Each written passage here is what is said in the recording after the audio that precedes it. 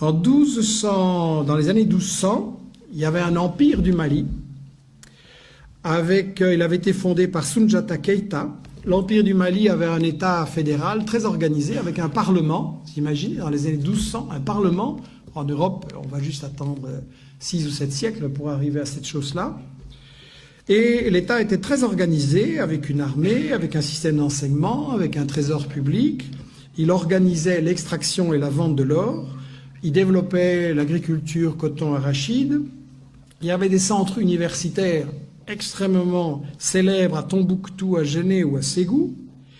Et un des successeurs de Keïta, Boubacar II, 2 siècles avant Christophe Colomb, a lancé 2 expéditions maritimes pour découvrir l'Amérique.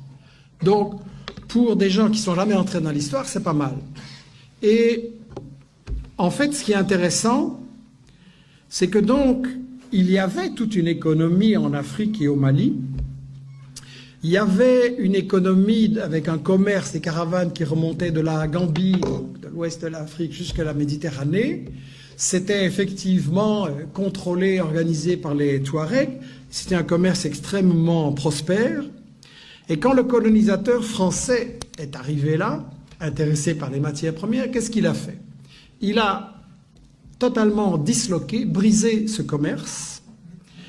Pour gérer le commerce et l'économie, il a importé des Libanais et des Grecs.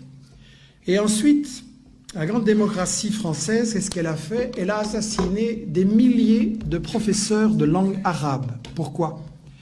Parce que ce commerce entre toutes ces régions et tous ces pays, quand vous faites du commerce, vous avez besoin d'une langue que tout le monde comprend. Aujourd'hui, c'est l'anglais. Vous voulez faire du commerce, c'est l'anglais. Et à ce moment-là, c'était l'arabe. Et donc, si on voulait détruire ce commerce et que tout soit pour l'exportation vers la France, on a massacré des milliers de professeurs d'arabe à l'époque.